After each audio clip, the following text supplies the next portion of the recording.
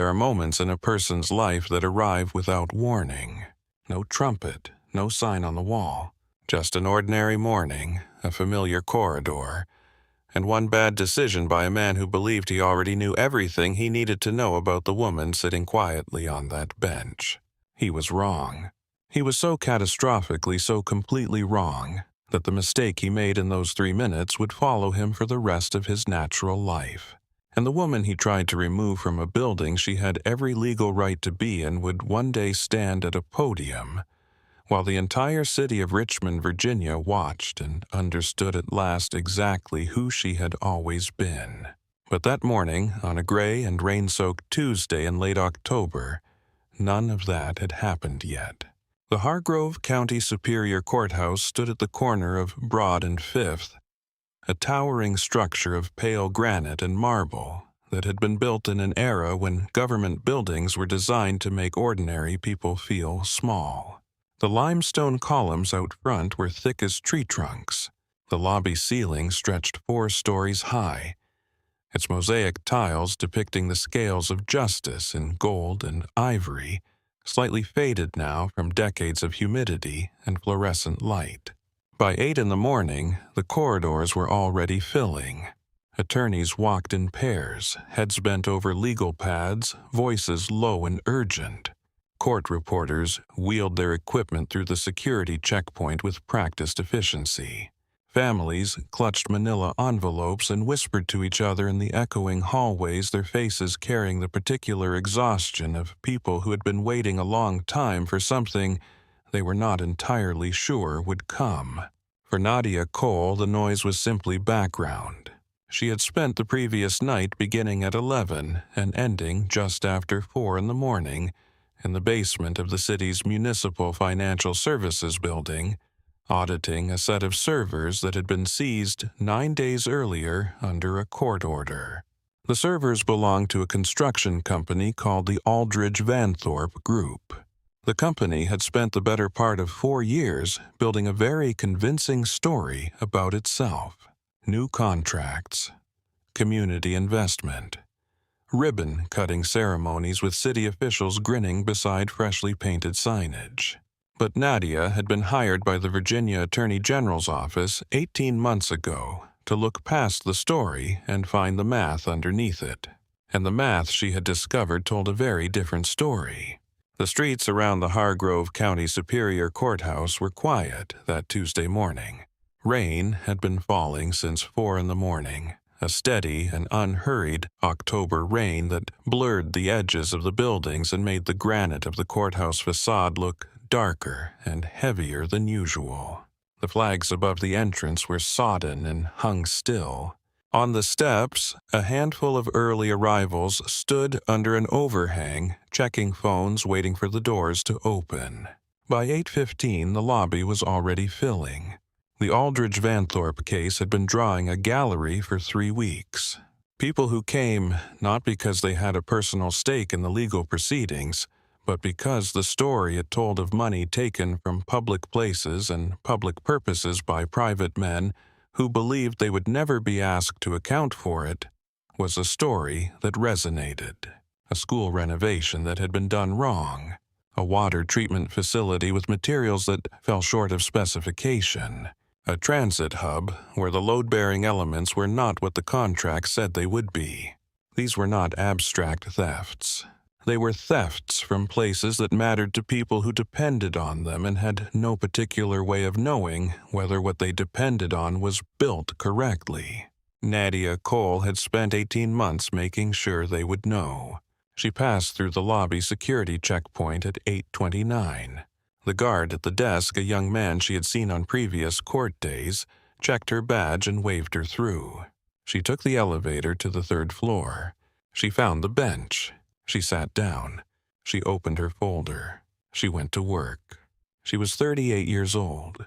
She had been doing this work since she was 23, starting as a junior analyst at a regional audit firm in Charlotte, and climbing year by year through increasingly complex financial investigations until the AG's office called her name. She had reconstructed the finances of a state senator who moved money through 3 different shell companies and believed he had covered every trace. She had untangled a hospital billing scheme that had been running for 11 years without a single formal complaint reaching the right desk. She had once sat in a server room in Roanoke for 31 consecutive hours and emerged with a 15-page findings report that put 2 men in federal custody before Christmas. She did not get tired in the way that most people got tired. She got precise. She had grown up the daughter of 2 teachers in a mid-sized city in North Carolina. Her mother taught mathematics at the high school level for 31 years. Her father taught history for 24 years before moving into administration. They were people who believed with the quiet and consistent conviction of those who have seen the long arc of things that accuracy was a form of dignity, that knowing the truth of something and being able to demonstrate it with evidence was not just a professional skill, but a moral one. Nadia had absorbed that belief the same way she absorbed language, without having to be taught explicitly.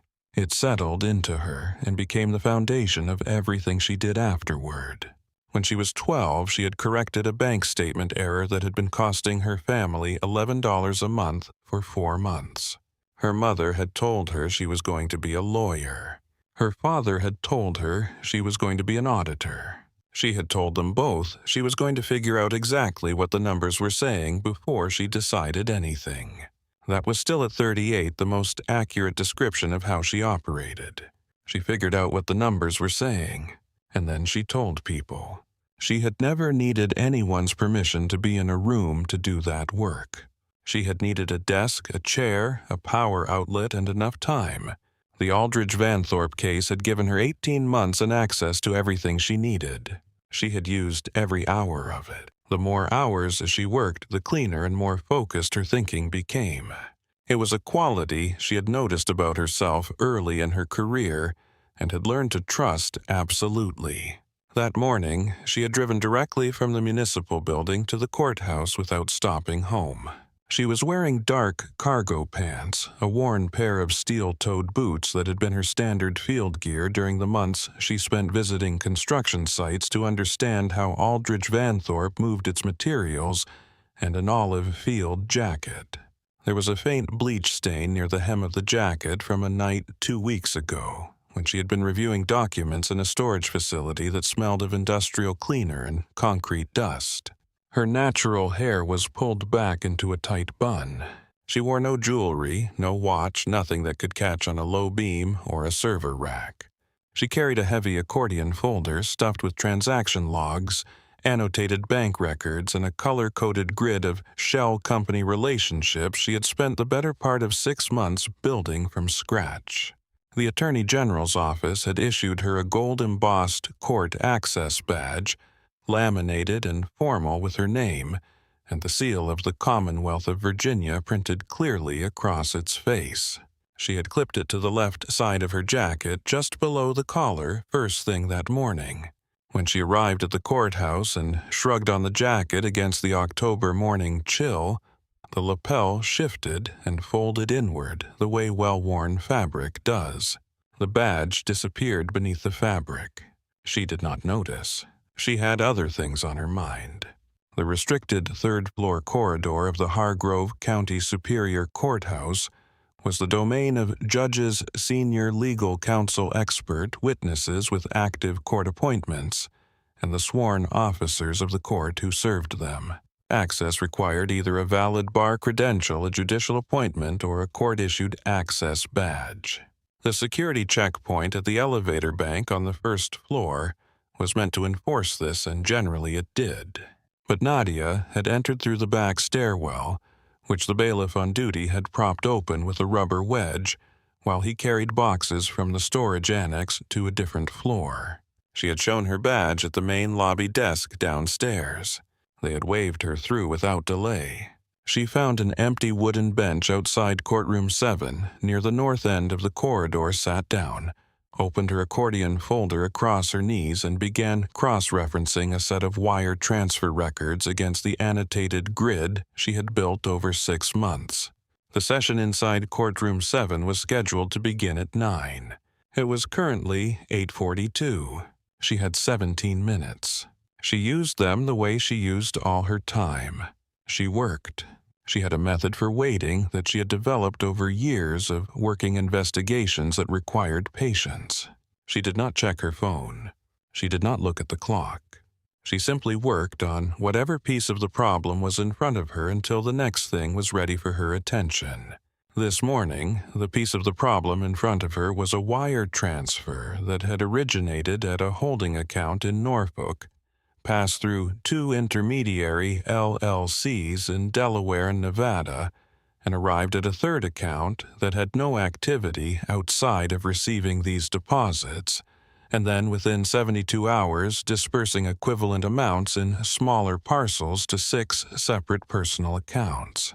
She had traced this pattern across 14 transactions over a period of 8 months.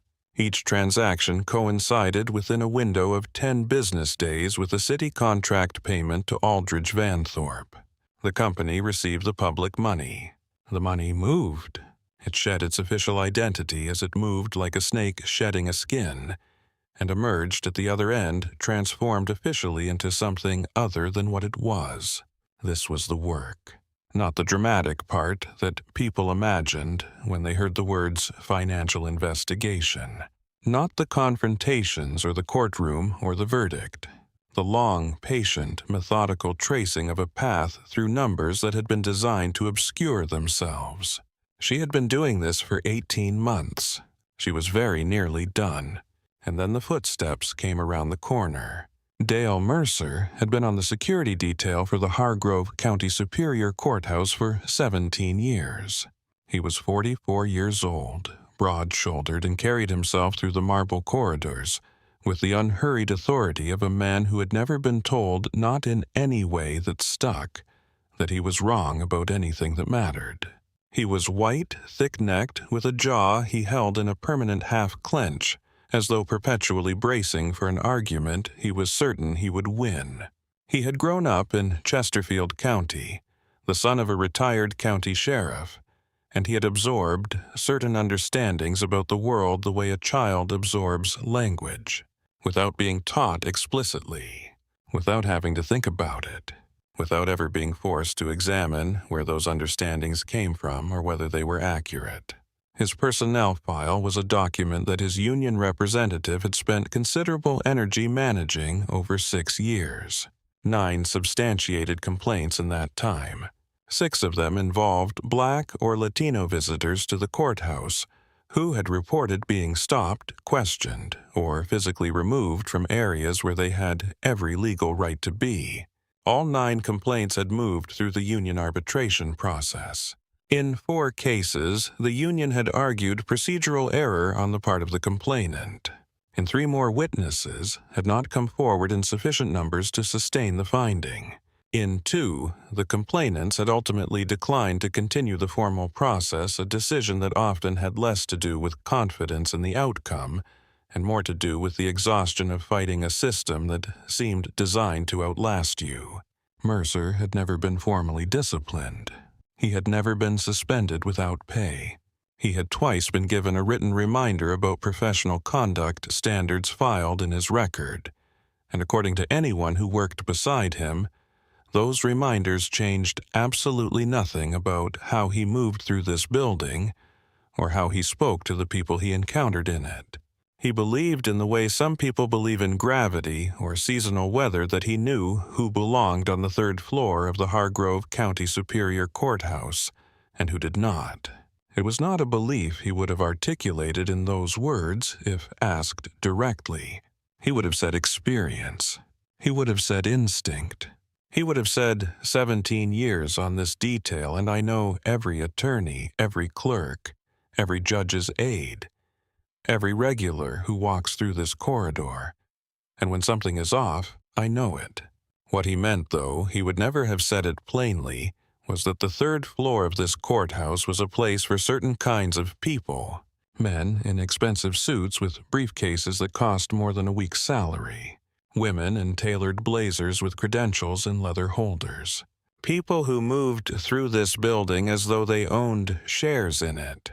That was who the 3rd floor was for. and the woman sitting on the bench outside Courtroom 7 at 8:43 on a Tuesday morning in work boots and a stained olive jacket with a folder of loose papers instead of a briefcase with natural hair pulled back, instead of something more carefully arranged for an environment like this, was not in his instantaneous and entirely unexamined assessment one of them. He rounded the corner at the north end of the corridor and stopped, looked at her. She did not look up. She was writing something in the margin of a document, her pen moving quickly, her focus absolute and complete. He stood there for a moment. 2 seconds. 3. Then he started walking toward her. His heels clicked on the marble with that slow, deliberate rhythm that was not quite a march, but was not quite a walk either. It was the pace of a man who believed the space he was crossing belonged to him. Nadia heard the footsteps before she saw him. She did not look up immediately. She was in the middle of the calculation tracing a wire transfer that had moved from a holding account in Norfolk to a Shell LLC registered in Delaware, and she wanted to finish the note before she lost the thread. She finished it. She capped her pen. She looked up. "Hey!" Mercer's voice was sharp enough to carry down the corridor without shouting. It was not a greeting. It was a summons. The kind of word that is meant to establish, before anything else has been said, who is in charge of what is about to happen. Nadia looked at him. His hand was hooked into his utility belt. His jaw was doing that thing she recognized immediately, that set look of a man who had already arrived at his conclusion before he had asked a single question. She recognized the posture the way you recognize a kind of weather you have seen before. Familiar and unwelcome. She said calmly and clearly, "Can I help you, officer?" "The question is," Mercer said, coming to a stop a few feet from her bench, his eyes already moving across her jacket, her boots, her folder, the bench itself, as though she were a problem that needed categorizing how you got up here. "This floor is restricted. It is for court personnel, attorneys, and authorized parties only. The public waiting area is on the first floor next to the cafeteria." She looked at him steadily. "I am aware of the building layout. I am an authorized party. I am waiting for the session in Courtroom 7 to begin. My name is Nadia Cole. I am the prosecution's lead forensic accountant in the State versus Aldridge Vanthorpe Construction Group."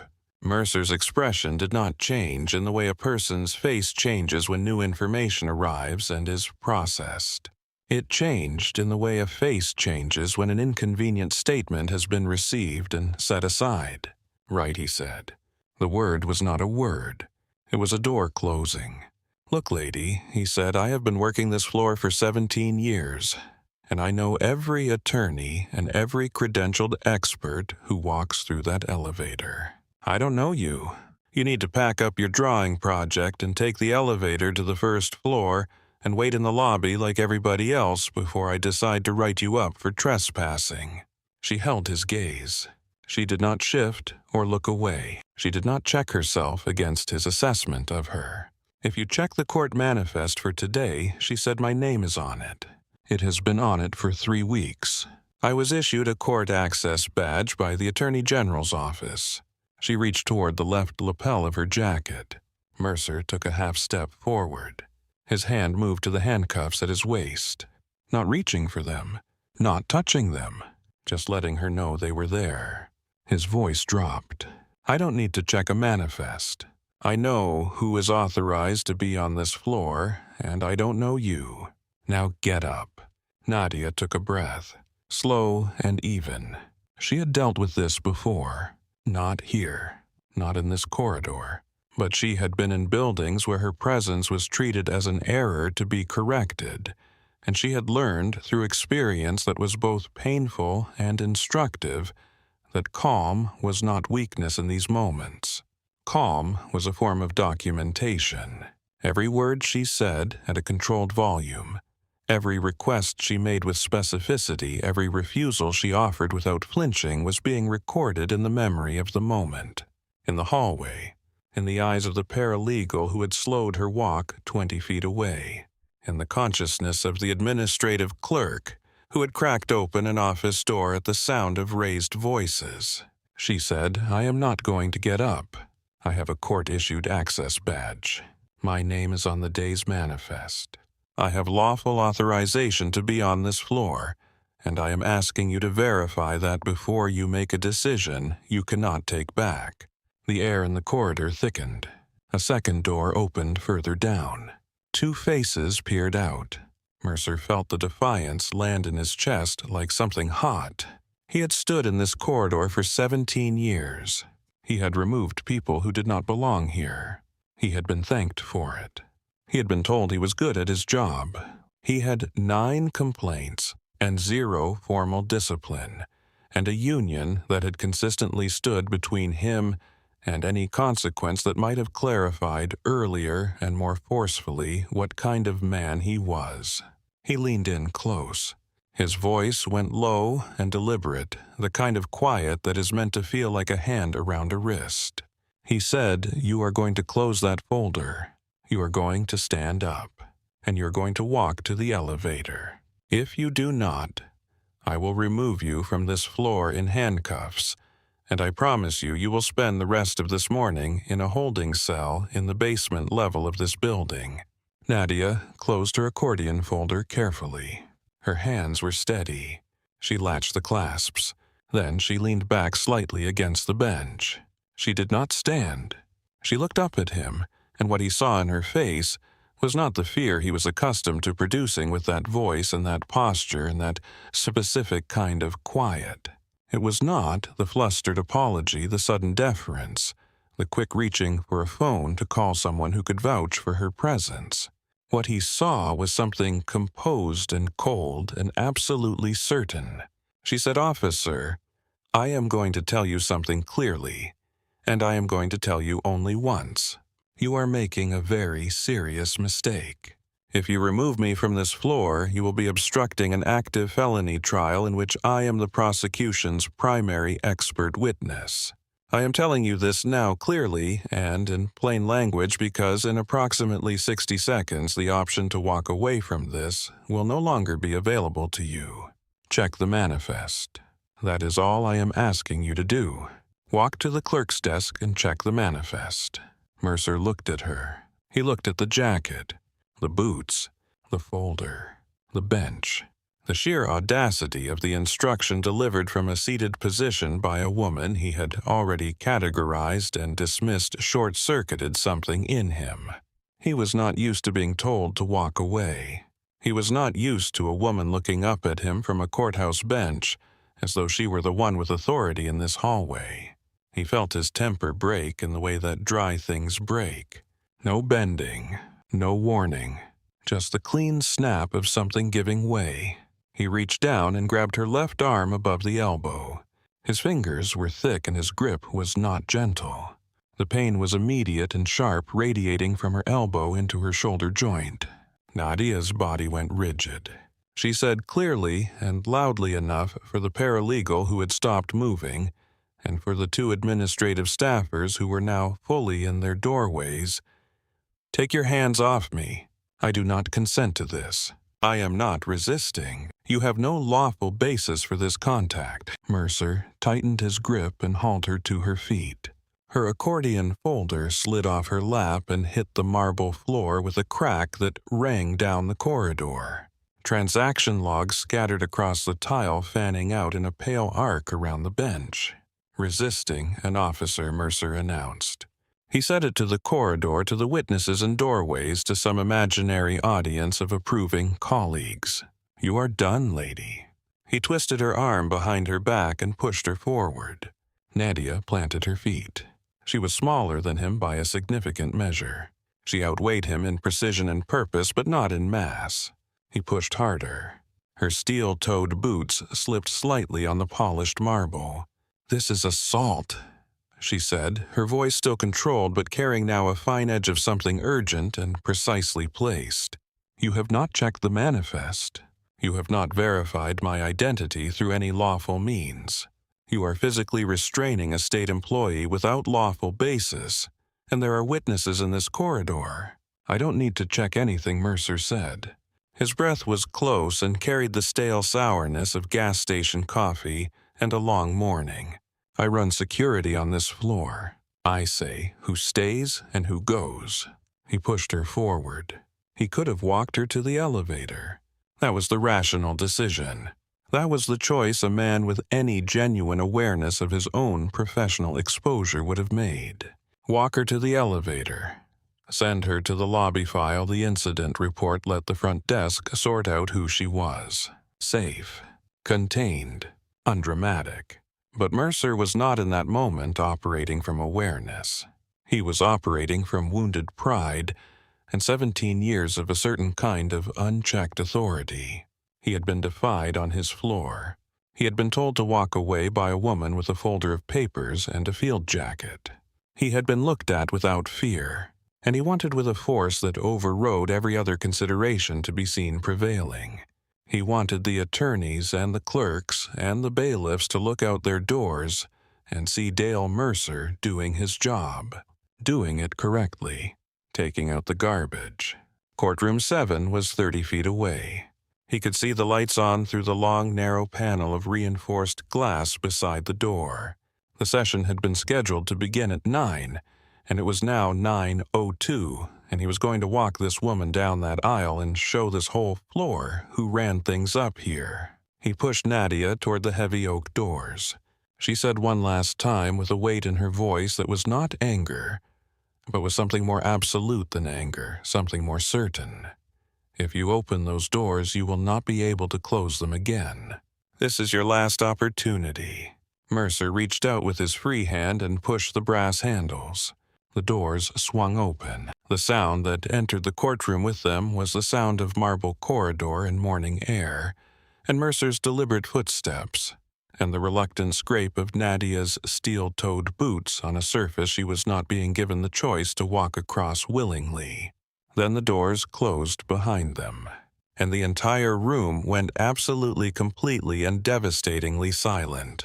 Courtroom 7 of the Hargrove County Superior Courthouse was a grand space designed to communicate the weight of what happened inside it.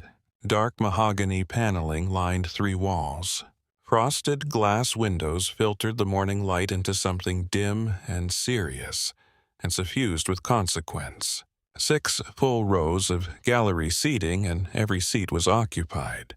Journalists from the Richmond Dispatch, the Virginia Tribune, and 2 wire services occupied the back 2 rows with notepads open and pens already moving, because the Aldridge Vanthorpe case was the most significant civic corruption trial this county had seen in a decade, and they had been here every day for 3 weeks, and they were going to continue being here every day until the verdict. City council members were in the row behind the prosecution table.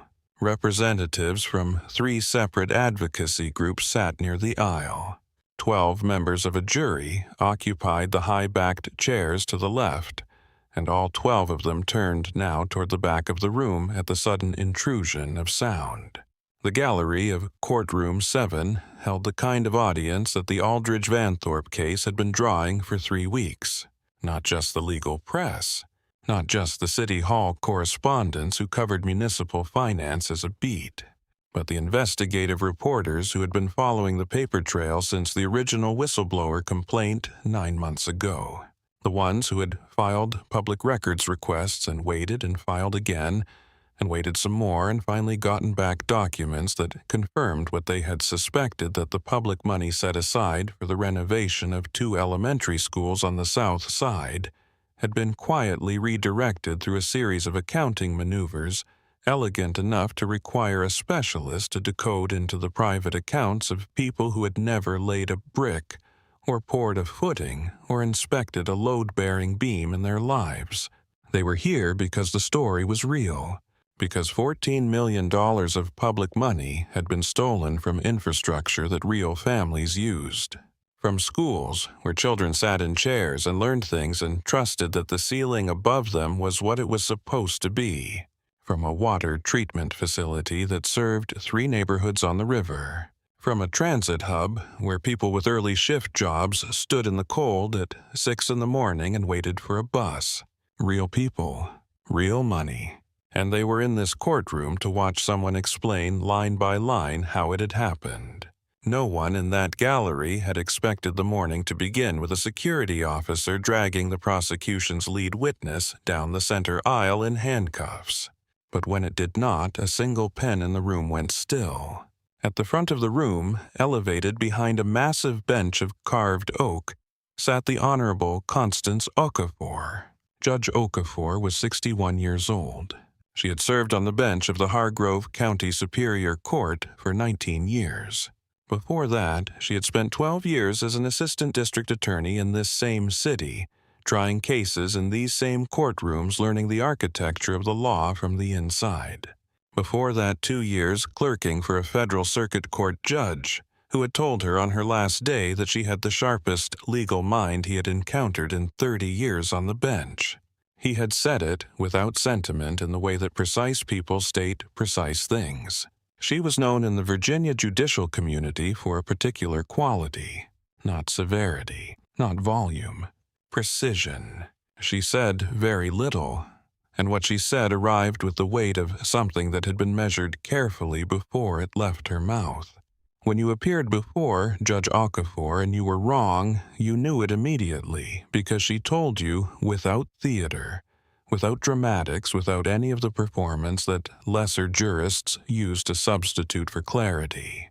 And the absence of theater made it worse, because it left you alone with the fact that you were wrong, and no one was going to make a show of it, which meant there was no spectacle to hide behind.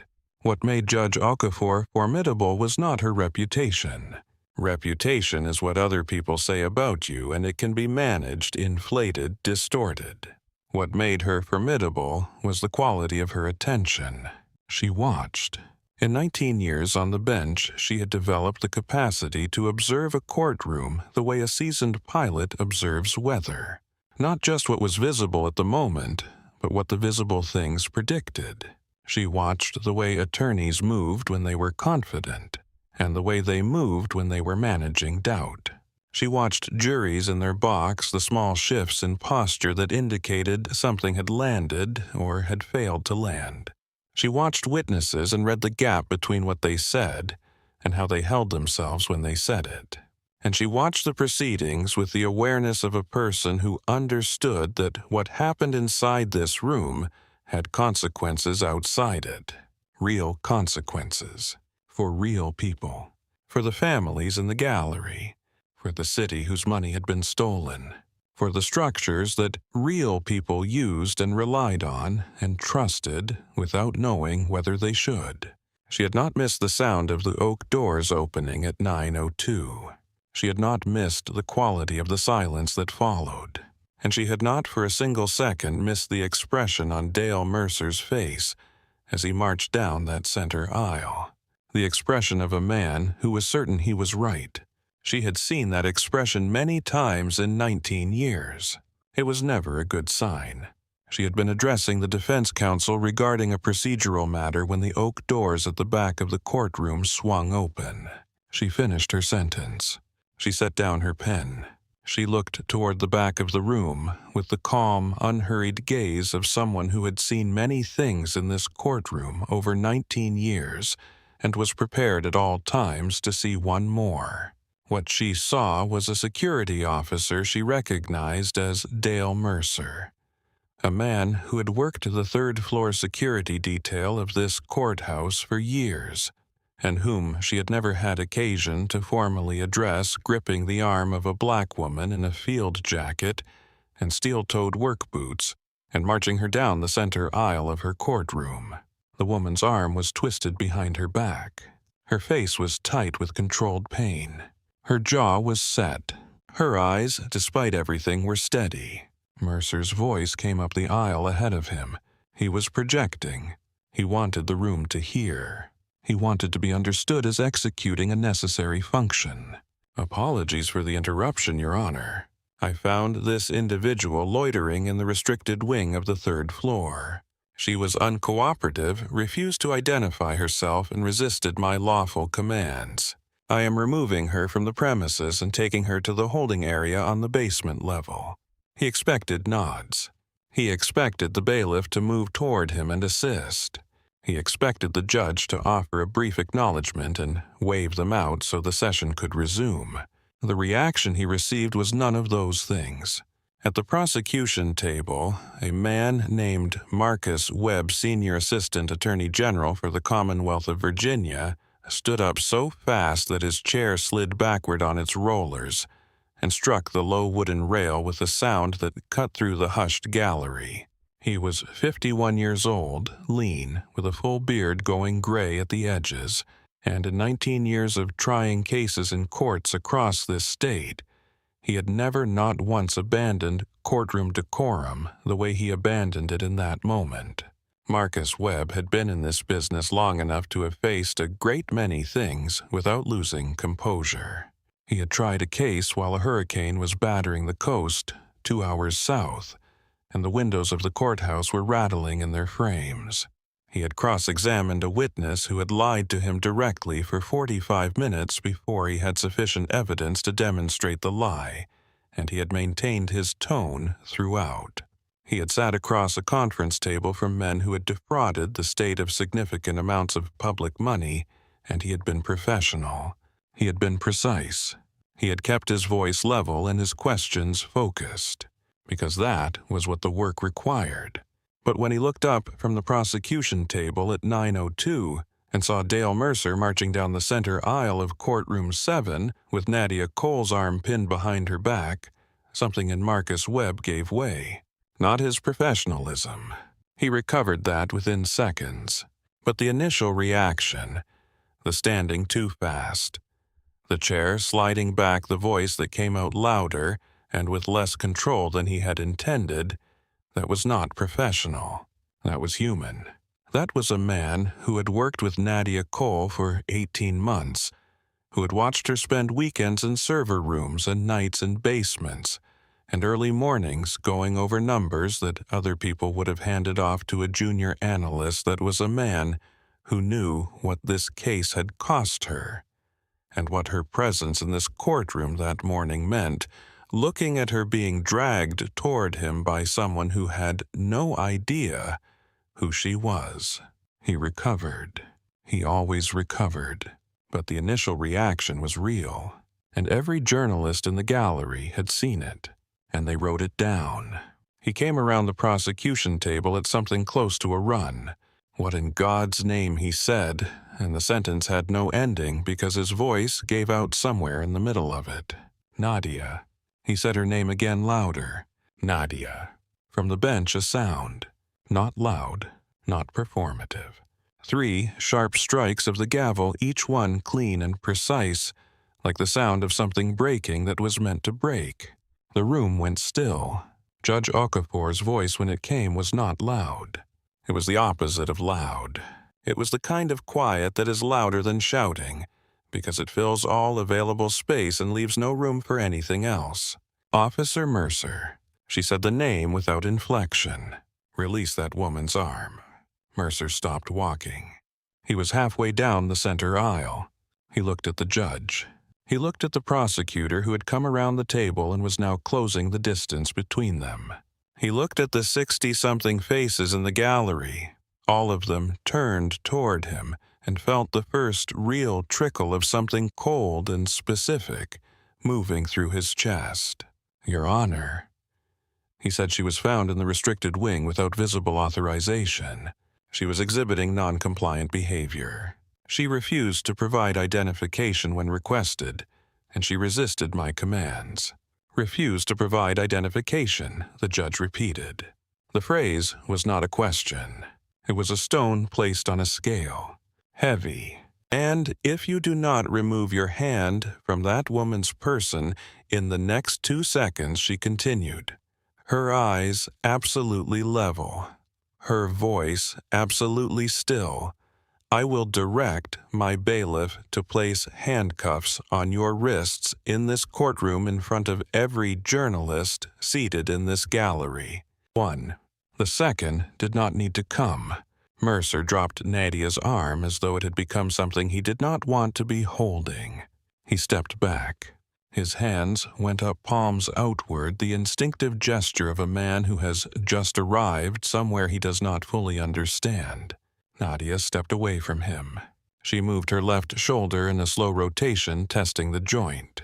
Her face registered the pain and then composed itself with a speed that was itself a form of information. She looked at the judge. "My apologies for the disruption, Your Honor." She said it without a tremor. "I was waiting in the corridor as directed by the bailiff's office." Marcus Webb reached her side and put a careful hand on her arm, the right arm gently. "Are you hurt?" he said, low and urgent. She shook her head once. "I am fine." Webb looked at Mercer. The expression on his face was not one that Mercer had ever had directed at him from the position Webb occupied in this room. "You ignorant man," Webb said. He said it the way you state a fact, without heat, without performance, without any of the accompaniments that usually come with anger, just the fact placed in the air where everyone in the room could hear it. "This is Nadia Cole. She is the lead forensic accountant for the prosecution in the State versus Aldrich Vanthorpe Construction Group. She is our primary expert witness. Her testimony today represents 18 months of investigative work. Without her presence, without her testimony, this case does not move forward." A murmur moved through the gallery, not loud, but present, undeniable. The journalists in the back 2 rows were writing. All of them. The 2 city council members in the gallery exchanged a look that required no words. One of them set down her pen and pressed her fingers together. Mercer turned to look at Nadia, at the jacket, at the olive field coat with the bleach stain near the hem, at the steel-toed boots, at the accordion folder that was now sitting back on the bench in the corridor, its contents scattered across the marble floor, because his grip on her arm had knocked it from her lap. He tried to say something. His mouth opened. She didn't, he managed. She didn't have her identification visible. "Your Honor." Nadia pulled back the left lapel of her jacket. There, clipped to her belt exactly where she had placed it that morning, was a gold-embossed badge bearing the seal of the Commonwealth of Virginia and her full name in clear black print. The lapel had shifted when she put on the jacket in the morning chill. That was all that had happened. She looked at the judge. She spoke directly to the bench. "Officer Mercer asked me to present my identification.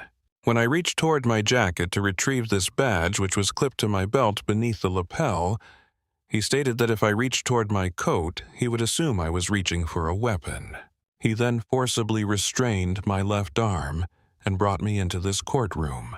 The silence that followed was the kind of silence that arrives after something irreversible has occurred, and the room has not yet decided how to move forward."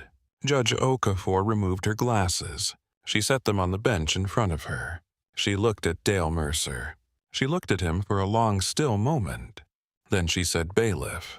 Henry Graves, the courtroom bailiff who had worked Courtroom 7 for 11 years, and who had in that time seen most of what a courthouse corridor and gallery could produce, stepped forward. "Please escort Officer Mercer to the front of this bench and remain with him." Mercer walked. His boots, which had been so deliberate and authoritative on the marble outside, felt uncertain now, as though the floor beneath them had subtly shifted, and he was not entirely confident of his footing. He stopped before the elevated bench and looked up. Judge Okafor looked down at him. She said, "Tell me in plain language the lawful basis you had for physically restraining that woman in the corridor." He said, "She was present in a restricted area. She appeared to be without authorization. She refused to comply with my order to vacate. Did you ask her name?" He said, "I did not ask immediately." "Did you ask her to present credentials before initiating physical contact?" He said, "I asked her to show her ID." "Did she indicate that she had identification?" A pause. "She said she had a badge." "And did you look at the badge?" "She said it was under her coat." "Did you check the day's court manifest before initiating physical contact?" "Number." Did your supervisory chain instruct you to remove individuals from the third-floor corridor without credential verification? Number. Then, what precisely led you to decide before taking any of these verification steps that this woman did not belong on that floor? The question sat in the air. It sat there for a very long time. Mercer opened his mouth. He closed it. He looked at the judge. He looked at the gallery. He looked at Nadia, who was watching him with the calm, assessing expression of someone who was filing away everything she observed, the way she filed away every number, every transaction, every discrepancy that told her what a financial record was actually saying beneath the surface of what it claimed. She looked, he finally said, like she didn't belong. The phrase fell into the room. Not with drama, not with theater. With the flat, irreversible weight of a fact being recorded. Every journalist wrote it down. Every pen in the back 2 rows. The 2 city council members looked at each other again, and this time neither of them looked away for a long while. She looked like she didn't belong. Judge Okafor put her glasses back on. She made 3 careful notations on the legal pad to her left. She turned to Marcus Webb. "Mr. Webb," she said, "as an officer of this court, did you witness an unprovoked physical assault on a state employee in the corridor of this courthouse today?" Webb straightened his jacket. He said, "I did, Your Honor," as did, I believe, approximately 62 other witnesses. The judge turned back to face the bench. She did not look at Mercer again. "Bailiff, please relieve Officer Mercer of his access credentials, his radio, and his security identification, and escort him from this courtroom. Direct him to the security supervisory office on the 1st floor, and inform them that the court has ordered his immediate suspension pending a full administrative review. If he re-enters this building today without legal representation, he is to be detained." Henry Graves put a hand on Mercer's shoulder. Not rough, firm and final. Mercer looked at the hand. He looked at the judge, who had already returned her attention to the documents on her bench. He looked at Nadia one more time. She was not gloating. She was not smiling. She was not performing victory for the gallery. She was simply watching him with the same steady, thorough attention she brought to everything, the same quality that had allowed her to sit in a server room in a municipal basement for 5 hours and find the single wire transfer that unraveled 6 months of financial concealment. She was recording. Mercer turned.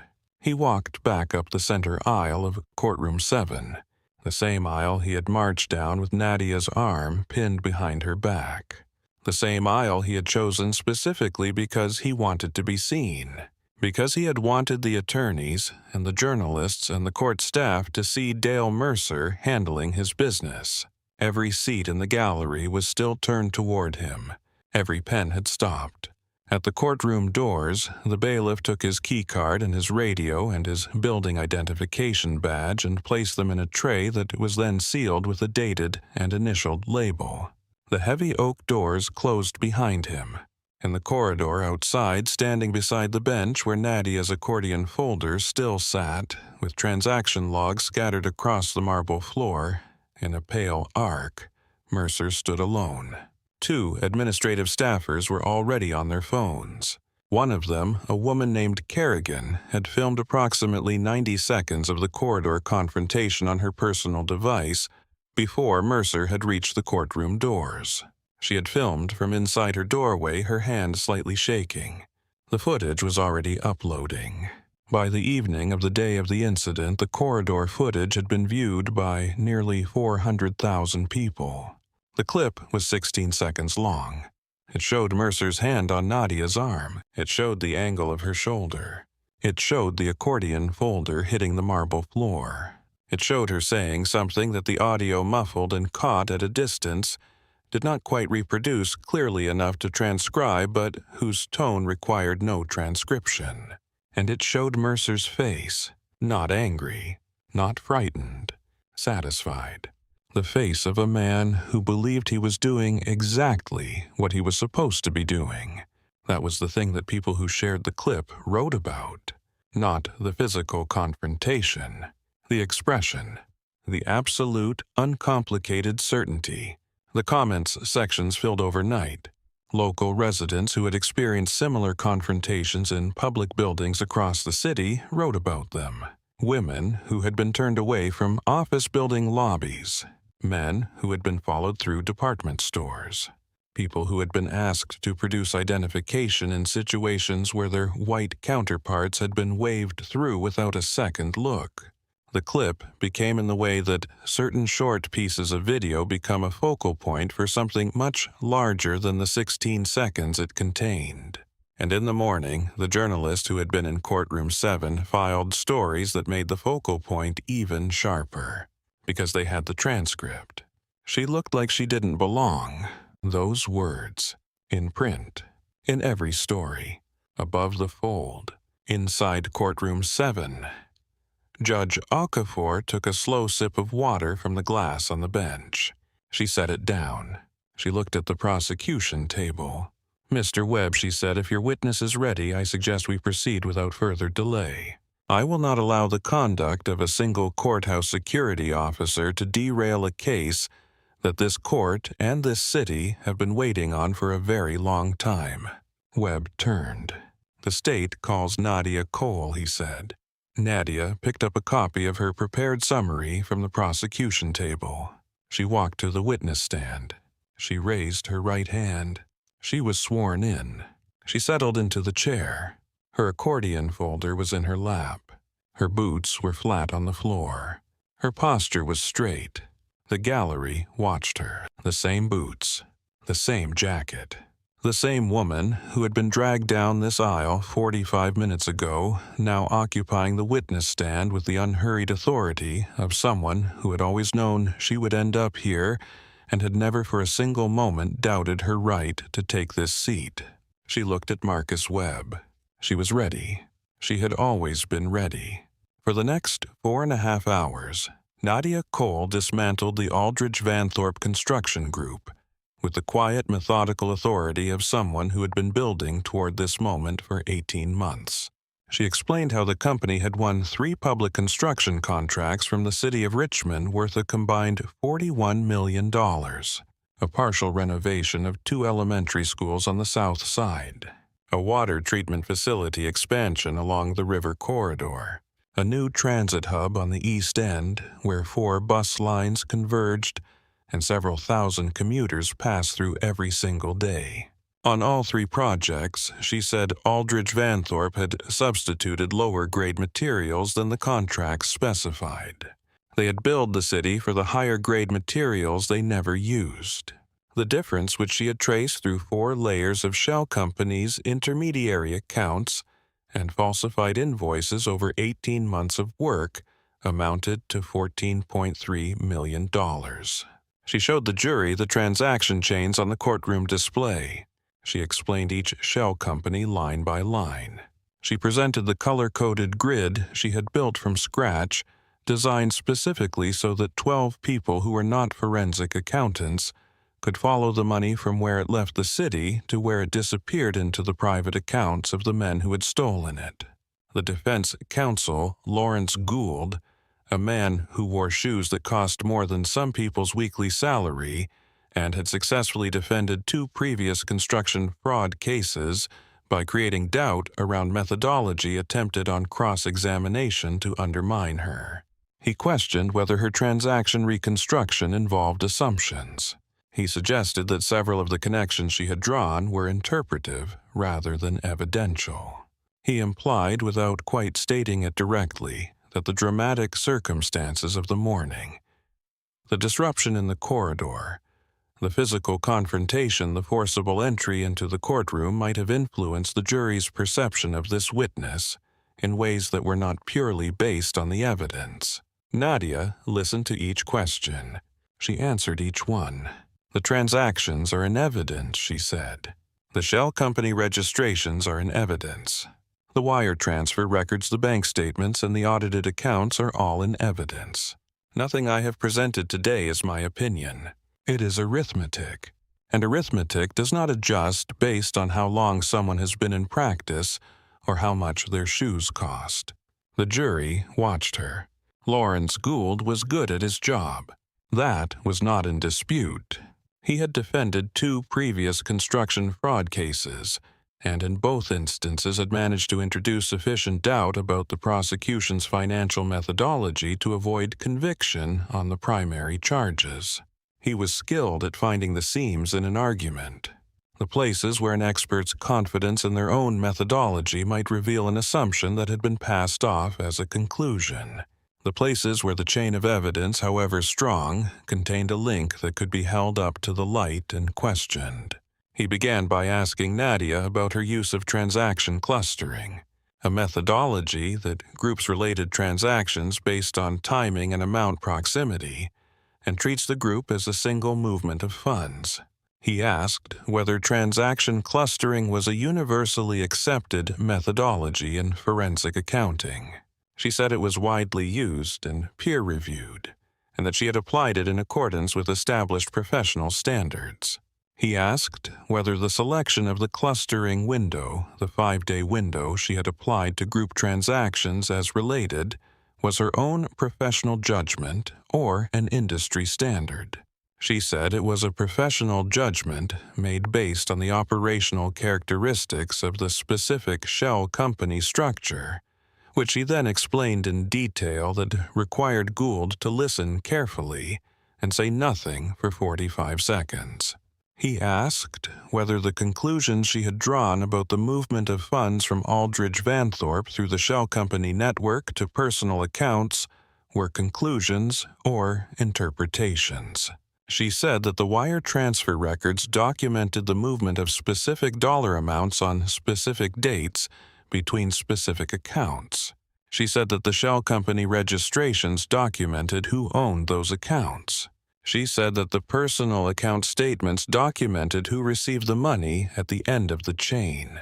She said that the connection between those 3 sets of documents was not interpretation. It was a record of what had occurred. She said, in the same measured and unhurried voice she had been using all morning, that she had been doing this work for 15 years, and that arithmetic had never once changed its conclusions based on who was asking questions about it. Gould had no further questions. Gould sat down. He had no rebuttal. 3 floors below, in a security holding room on the basement level, Dale Mercer was having a very different morning. He was sitting on a steel bench bolted to the wall. His keycard and radio were in a labeled tray in the supervisory office down the hall. His hands were in his lap. He had been told to wait. He had been waiting for 53 minutes when the door finally opened. It was not his direct supervisor who came in. It was Carl Stroud, the union representative who had handled 6 of Mercer's 9 complaints and who had sat across from him in 3 separate arbitration hearings and navigated each one to a resolution that left Mercer's record clean and his paycheck uninterrupted. Carl was 56, balding with the weariness of a man who has spent 2 decades managing other people's problems and has run out of the particular energy that managing this kind often requires. He was holding a manila folder. He did not sit down. Mercer stood up when he came in. He had already rehearsed the beginning of this. Carl, he said what happened up there was a good faith error. The woman had no visible credentials. She was in a restricted area without escort. She refused to comply with a lawful order to vacate. It was a misidentification, and the union needs to get ahead of this before the press has been given the wrong version all day. Carl set the folder on the steel bench. "Sit down, Tom," he said. "I don't want to sit down," Mercer said. "I want my badge and my radio back, and I want union representation on this before anyone files anything." Carl looked at him. "Your badge is currently in an evidence locker at the Attorney General's office. They filed a preliminary criminal complaint before 11 this morning." Mercer stared at him. "Criminal complaint," he said.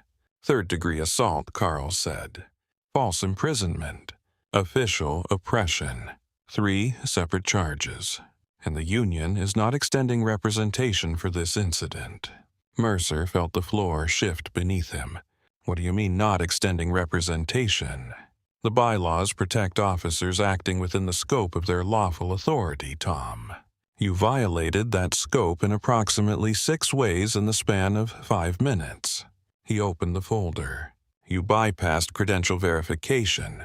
You initiated physical contact without establishing a lawful basis for detention. You ignored a direct and repeated statement of identity and court authorization from the person you were detaining.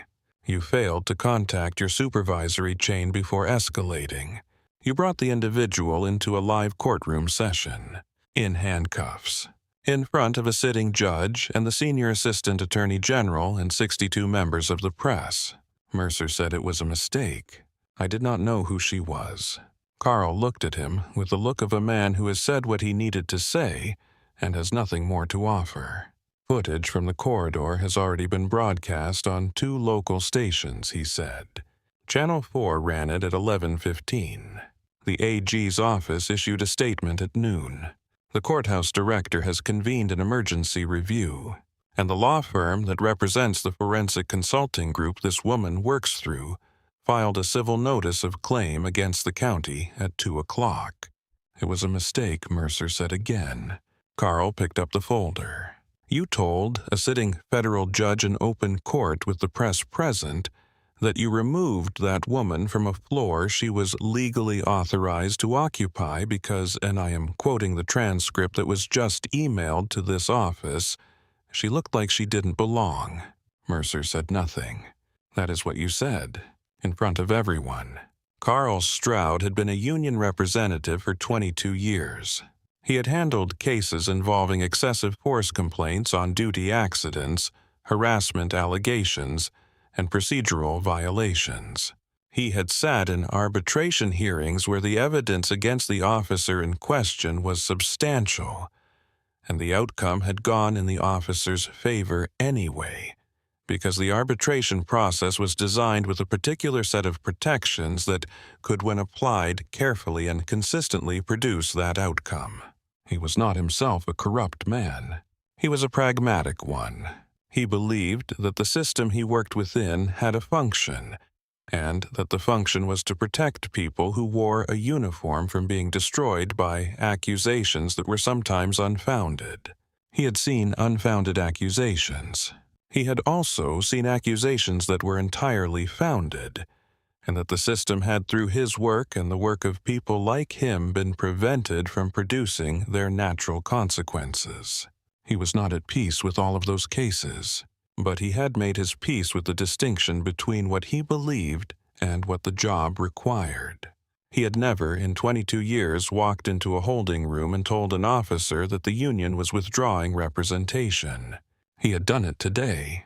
He had done it because the footage from the corridor was not ambiguous, and because the AG's complaint was not ambiguous, and because 62 documented witnesses were not ambiguous, and because sometimes the cases that the system was designed to manage were not the cases that happened.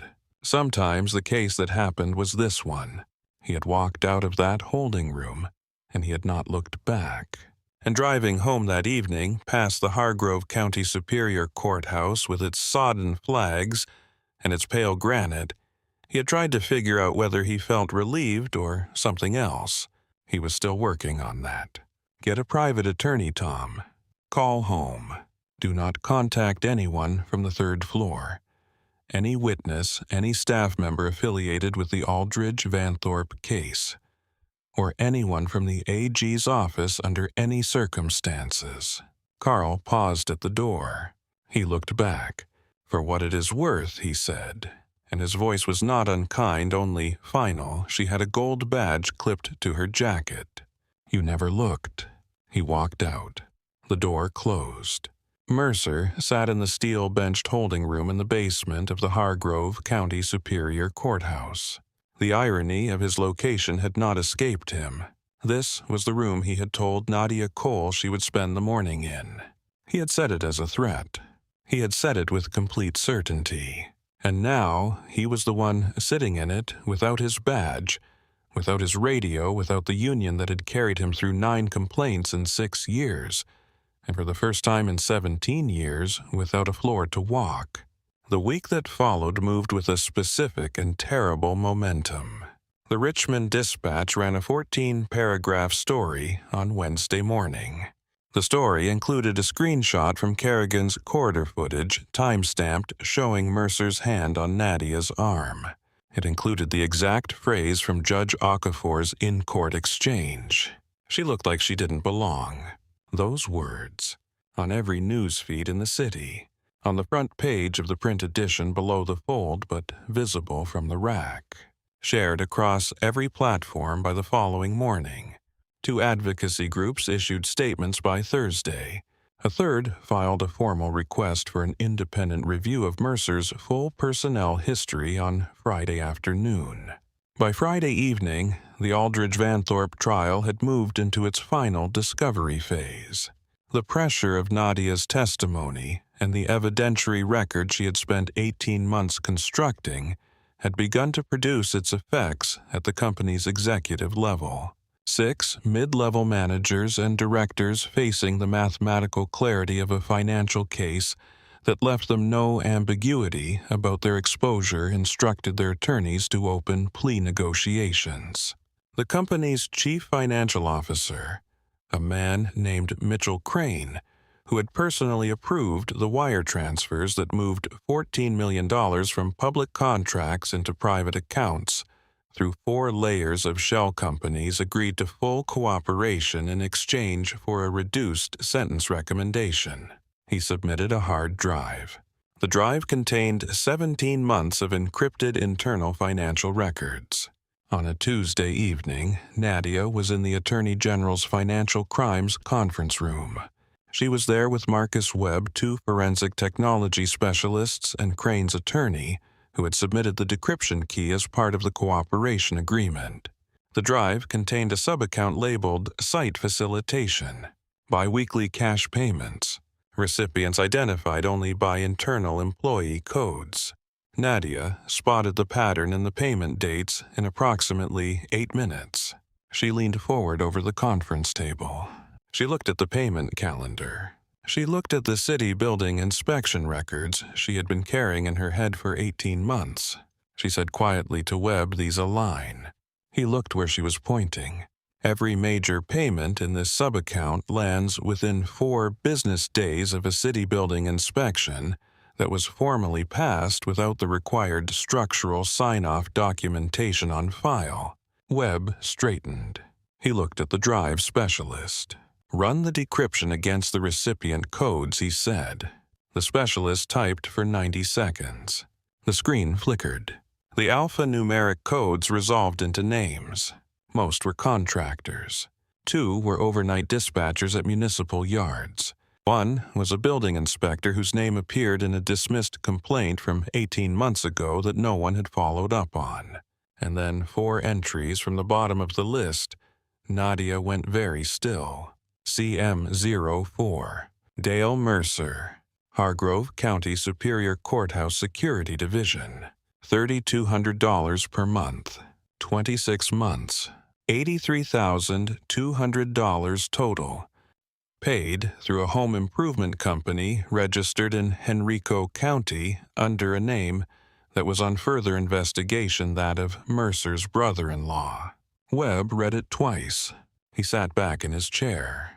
He put his hand over his mouth and held it there. He stared at the screen.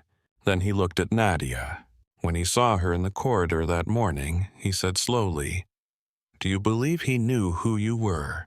Nadia thought about the corridor, the approach, the way his eyes had moved across her, assessing and dismissing in a single motion, the contempt that had been present before he asked a single question, the absolute certainty with which he had reached for her arm. "No," she said. "He did not know who I was. If he had recognized me as the lead forensic accountant actively reconstructing the financial chain that leads directly to him, he would have walked past me without a word. He would have had every reason to be afraid of me. But he did not see me. He saw a black woman in work clothes sitting on a bench, and he decided in under 3 seconds that she did not belong on a floor where he had been operating unchecked for 17 years. and that decision led him to grab my arm.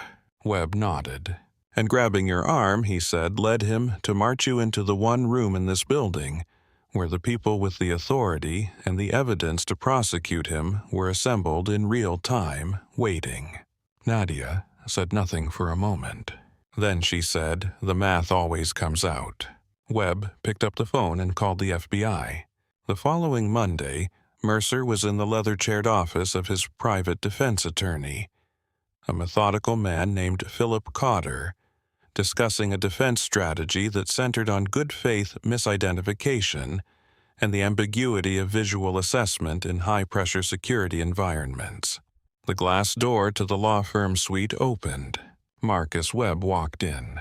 2 FBI agents in dark windbreakers followed him. Webb was holding a document. He looked across the waiting area at Mercer.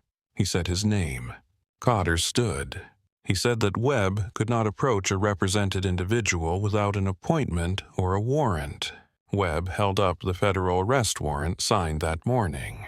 He informed Mercer that he was under arrest for federal bribery, obstruction of justice, and violation of racketeering statutes in connection with payments received from the Aldridge Vanthorpe Construction Group over a period of 26 months.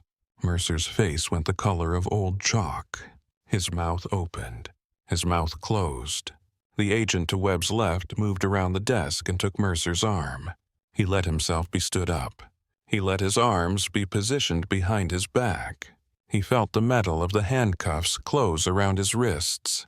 He thought for a strange and tilting moment about the angle of Nadia's arm and the way her shoulder had locked when his grip tightened. How he said, his voice was barely breath-shaped into a word. Webb looked at him. He said you could not tolerate a black woman sitting quietly in a hallway she had every right to be in. So you grabbed her arm, and you walked her into the one room where the people with the authority and the evidence to end your career were already assembled and waiting. He stepped aside so the agents could move Mercer toward the door. She was already holding everything Webb said. You just handed her the audience. The federal arraignment was held in a courthouse 2 miles north of the Hargrove building, in a courtroom that was smaller and less grand, but no less deliberate in its architecture. Mercer came in shackled. The shackles were standard procedure for a new federal detainee being presented for arraignment, and they were applied without particular attention to who was wearing them. He sat at the defendant's table in the clothes he had been wearing when the FBI agents had taken him from Philip Cotter's law office, the suit that had seemed appropriate for a defense strategy meeting, the tie that he had straightened twice before Webb walked through the door. Those details now had a quality of pathos that no one in the room was specifically noting, but that everyone in the room was registering. The prosecutor, Evelyn Carmichael, stood and delivered her argument for remand in a voice that was professional and economical and thorough. She explained the nature of the charges. She explained the financial complexity of the scheme and the corresponding sophistication of Mercer's role within it. She explained his 17 years of access to the courthouse document archive and the specific operational knowledge that access implied. She noted that the investigation was ongoing and that the integrity of that investigation required that the defendant not have contact with potential witnesses, documentary evidence, or systems to which he had previously had professional access. She said that the combination of these factors made him both a flight risk and an active obstruction risk. The magistrate had listened to all of it. She had also listened to Cotter's argument for conditional release, and then she had looked at Mercer briefly, and with the expression of a person performing a professional assessment, and she had ordered him remanded without bail. The shackles stayed on for the transport. Mercer was denied bail at the federal arraignment. The prosecutor, a woman named Evelyn Carmichael, argued that a former security officer with 17 years of access to courthouse records with demonstrated ties to an active racketeering operation and with a documented pattern of using his authority to obstruct and intimidate posed both a flight risk and an ongoing obstruction risk. The magistrate agreed. Mercer was remanded to the Metropolitan Detention Center. Because of his history in law enforcement, he was placed in protective custody. 23 hours a day in a 6x9 cell. 1 hour of outdoor time under supervision. No contact with general population. In the federal penitentiary, where Dale Mercer served his sentence, the days had a rhythm that was designed specifically to remove all variation. Wake at the same time. Eat at the same time. Return to the cell at the same time. Lights at the same time. In protective custody, the variation was even less. 23 hours in a 6x9 cell. 1 hour outside in a small concrete yard alone. No conversation beyond what passed through a slot in a steel door. He had been a man who needed to be seen. Who needed the wide marble corridors of the 3rd floor. Who needed the click of his heels on stone, and the faces turning toward him, and the authority that radiated from the uniform and the keycard, and the 17 years of uninterrupted presence. He had none of that now. He had a thin mattress and a narrow frosted window and a routine that acknowledged his existence only in the most bureaucratic and impersonal terms. He thought in those hours about the bench outside Courtroom 7, about the accordion folder, about the badge that had been clipped to her jacket the entire time beneath a lapel that had shifted in the morning chill. He thought about how close he had been to simply walking past. How easy it would have been. How nothing in his training, nothing in his 17 years on this floor had required him to stop and interrogate a woman who was sitting quietly on a bench doing her work. Nothing had required it. He had required it. He had required it of himself because of what he saw when he looked at her. And what he saw when he looked at her had nothing to do with who she was. It had everything to do with who he had decided long before that morning that someone like her could be. The mathematics of his mistake were as Nadia might have put it exact. He had made one wrong assumption, and the wrong assumption had destroyed everything. The Aldridge-Vanthorpe verdict came on a Thursday afternoon. The jury had been deliberating since Tuesday morning, and there had been a point on Wednesday evening when the attorneys on both sides had begun to manage their expectations in careful and private ways. But on Thursday, at 2:17, the foreperson sent a note to the bailiff. The note said they had reached a verdict on all counts. The courtroom filled in 40 minutes. Every seat. Gallery, press row, the bench behind the bar. Standing room in the back. Nadia was not in the courtroom when the verdict was read. She was in the AG's conference room 4 blocks away, working on the financial analysis of the asset forfeiture proceedings, the process by which the company's seized holdings would be identified, valued, and applied to the restitution award. She was told by phone. Webb's voice was steady and matter-of-fact the way it was when he had done the thing he set out to do. Guilty on all primary counts, he said. 11 total. Aldridge and 3 senior executives. The company is ordered dissolved. Restitution of $14.3 million to the city. She said, good. She said, I will finish the asset analysis by end of week. She hung up and went back to the spreadsheet. Marcus Webb, standing on the courthouse steps in the October afternoon, had been asked by reporters what the verdict meant for the city. He had said that it meant that public money belonged to the public. He had said that it meant that people who built things people depended on had a legal and moral obligation to build them correctly. He had said that justice, when it finally arrives, comes with receipts. Then he had thanked the investigators and the clerks and the expert witnesses whose work had made the case, and he had walked back inside. The routine of the special housing unit at the federal facility where Mercer was placed was not designed for the comfort of its inhabitants. It was designed for containment. For Mercer, specifically protective custody meant that the normal, limited social contact of federal incarceration was reduced further. The echoing common rooms where inmates played cards or watched television were not available to him. The small freedoms of a general population housing assignment, the ability to sit in a yard with other people to participate in the administrative rhythms of a shared space, were not his. He was alone for 23 hours out of every 24. The 1 hour of outdoor time was in a small concrete enclosure where the sky was visible as a rectangle above him and nothing else. He had been for 17 years a man defined by his visibility, by being seen on the third floor, by being known, by the authority that radiated from his presence in a corridor that he understood as his. In the special housing unit, he was visible only to the guard who slid a tray through the slot at meal times and the administrator who counted him during the twice-daily head count. To everyone else, he was a number in a case file. He was inmate number 84729. He was a name on a roster. He was a person-shaped problem that the institution had placed behind a steel door and managed from the outside. He had made people feel exactly this way for 17 years. He had not known it while he was doing it. He knew it now.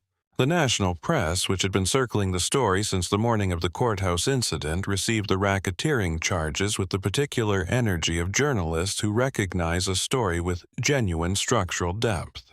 It was not just a security officer who had grabbed the wrong woman. It was a security officer who had grabbed the wrong woman because the very prejudice that had made him useful to a corrupt company for 26 months was the same prejudice that had completely overridden his professional judgment on that Tuesday morning and led him to publicly expose himself to the people investigating his crimes.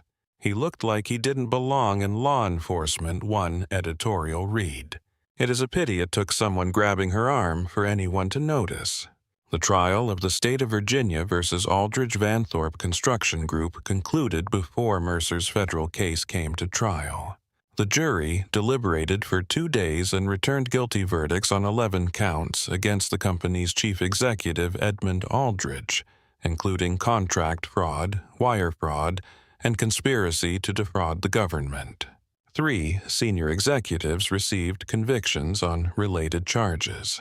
The company was ordered dissolved. The city of Richmond was awarded restitution of $14.3 million, recovered from seized assets and the company's dissolving accounts. Marcus Webb stood on the courthouse steps after the verdict and told the assembled press that justice, when it finally arrives, comes with receipts. 6 months after that, Dale Mercer's federal trial began. He sat at the defense table in a suit that was slightly too large for him. He had lost significant weight during his months at the detention center. His skin carried the specific pallor that develops from months under fluorescent light without real sunlight. His posture, once the posture of a man who owned every corridor he walked through, was now the posture of someone who had learned through incarceration how to take up as little space as possible. The courtroom gallery held journalists, legal observers, city officials, and 8 of the 11 people who had filed complaints against Dale Mercer over 6 years and been turned away by the union arbitration process. They sat and watched. Mitchell Crane testified for the prosecution under his immunity agreement. He was precise and unemotional, the manner of a man who has made his calculation and is executing it efficiently. He explained how Aldridge Vanthorpe had recruited courthouse contacts. He explained the site facilitation fund. He explained Mercer's specific function, which was to identify and misfile any municipal structural inspection document related to Aldridge Vanthorpe's 3 city contracts before those documents could reach the discovery process. He testified that Mercer had been chosen specifically because his established history of largely unreviewed misconduct suggested he was manageable. He did not look at Mercer while he spoke. To men who thought the way Crane thought an instrument that had served its purpose did not require acknowledgement. Then Nadia Cole took the stand. She wore a tailored navy suit. Her hair was down. She carried no folder. Everything she needed had been in her head for 18 months. The prosecutor asked her to describe the morning of the courthouse incident. Nadia described it with complete clarity and no embellishment. She described arriving at the courthouse after a night of server work. She described finding the bench. She described Mercer's approach the way he had come around the corner and looked at her and made a decision before he took a step. She described what he said and what she said and what he did when she would not comply with an unlawful order. She described the pain in her shoulder when he twisted her arm. She described the corridor witnesses. She described what she had seen in his face. Then the prosecutor asked the question the room had been waiting for. Ms. Cole, at the time of the confrontation in the corridor, did you have any knowledge that Officer Mercer was receiving payments from the Aldridge Vanthorpe Construction Group? No, Nadia said. I had no knowledge of his involvement. I was there to testify about the financial records I had spent 18 months reconstructing. My attention was on the case and on the trial. And what was the result, the prosecutor asked, of what he did in that corridor? Nadia looked at the jury. She said, he looked at me and made a decision in under 3 seconds. He decided that a black woman in work clothes did not belong on a floor where she had a legal obligation to be. He made that decision before he asked a single question. And then he physically brought me into the one room in this building where every person present had the authority and the preparation to prosecute the corruption he had been paid to conceal. She paused. If he had looked at the manifest, she said he would have walked away. If he had checked the badge he never looked at, he would have walked away. If his certainty about who belongs where had not been stronger than his professional obligations, his name would have remained buried in a spreadsheet of 200 recipients, and we might never have connected his financial records to this case at all. But it was, she said, and so it did not. The jury deliberated for 3 hours and 40 minutes. The foreman read the verdicts in a steady voice. Guilty on the charge of third-degree assault under color of authority. Guilty on the charge of false imprisonment. Guilty on the charge of official oppression. Guilty on the charge of federal bribery. Guilty on the charge of obstruction of justice. Guilty on all counts under the Racketeer-Influenced and Corrupt Organizations Act.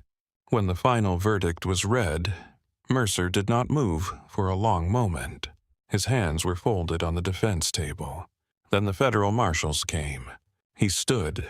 He let them cuff him. He turned toward the gallery one last time. He found Nadia. She was watching him, not with triumph, not with anger, with the steady assessing attention of someone who records what they observe and draws only the conclusions the evidence supports. He looked away. The marshals walked him out. The doors closed.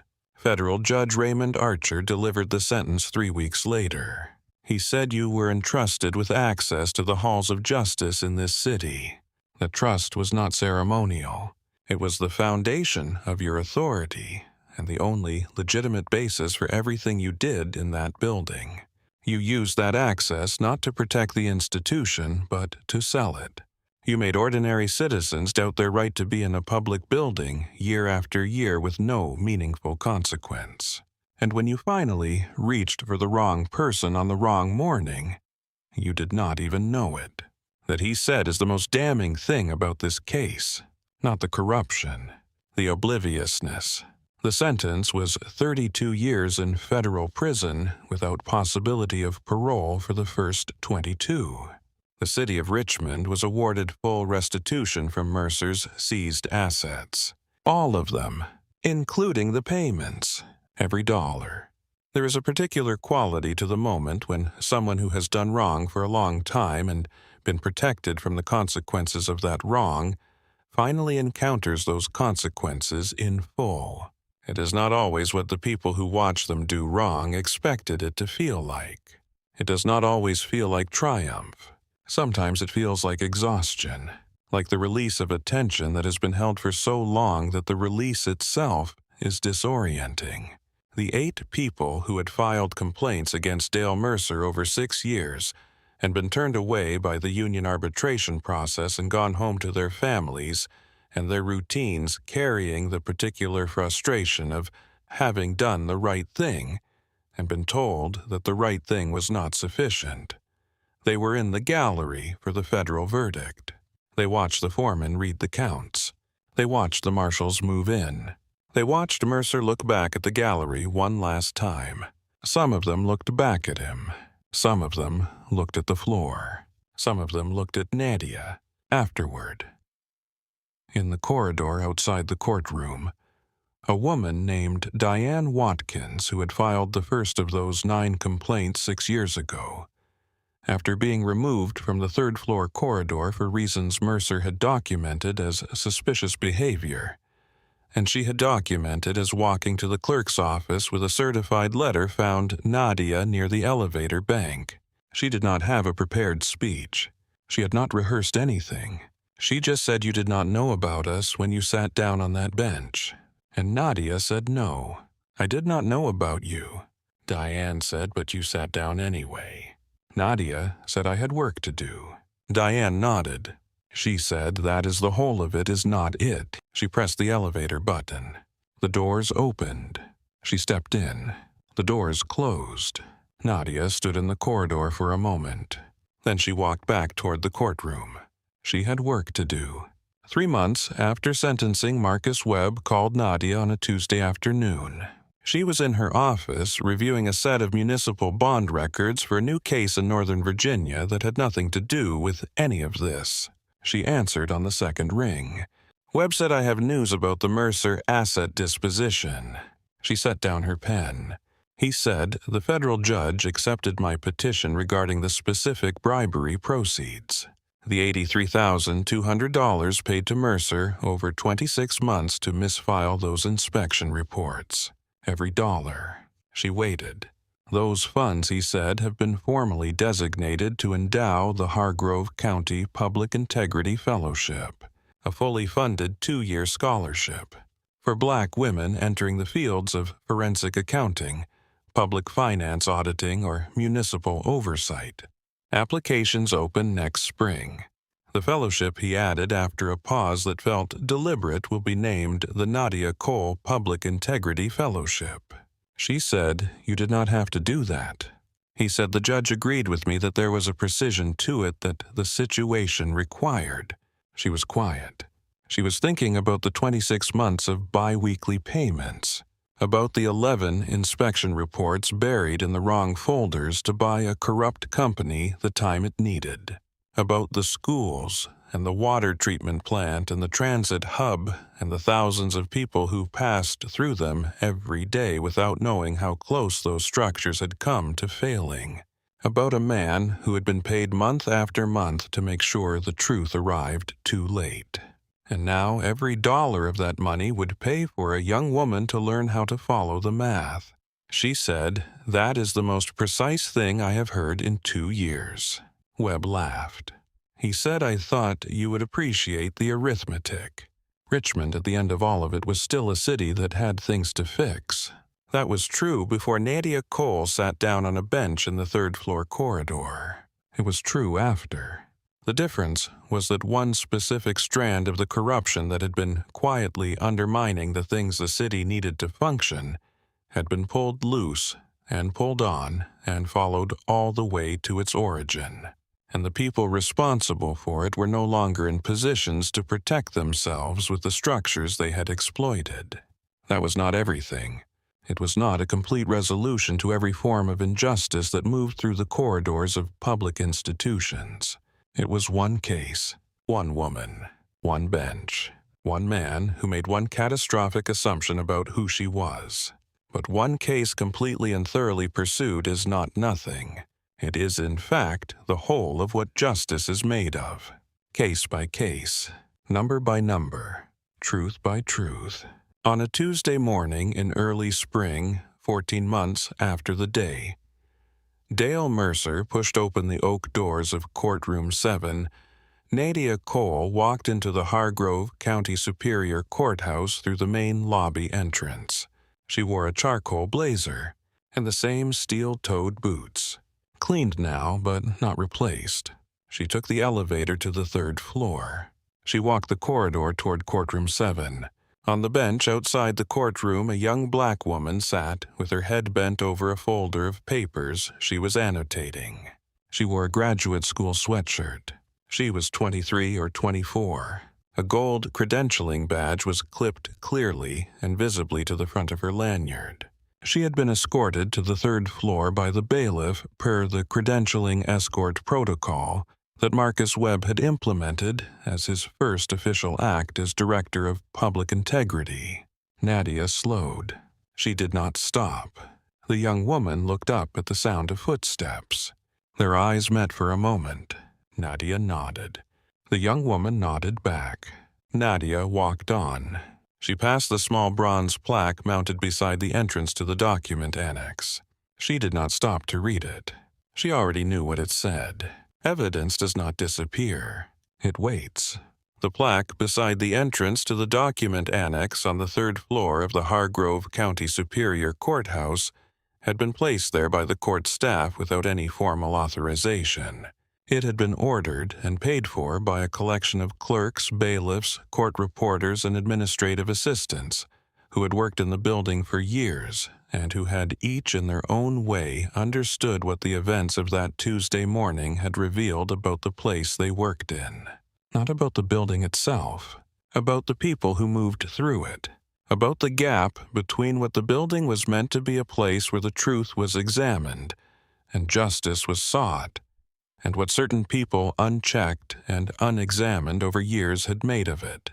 The plaque was small, bronze 4 inches by 3, mounted at eye level beside the door. It did not name anyone. It did not describe any event.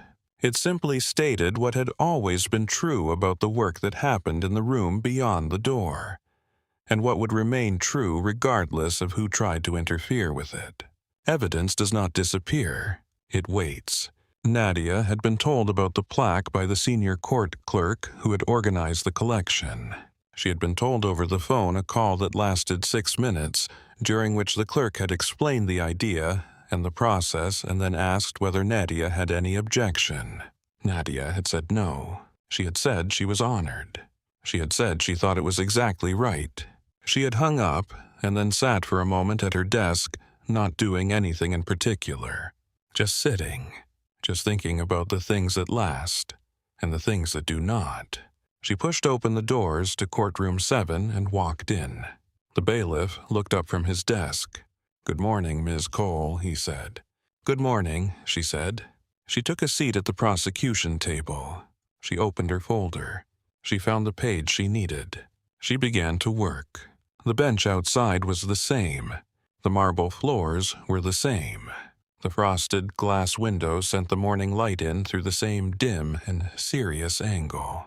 The only thing that had changed was who was no longer allowed to decide who belonged there. And on that Tuesday morning in early spring, in a courthouse that still stood because someone had refused to be moved from a bench where she had every legal right to sit, the work simply continued. If this story moved you, we hope you will subscribe to our channel, where we bring you the stories of ordinary people who faced extraordinary injustice and chose not to look away. Justice does not always arrive with fanfare.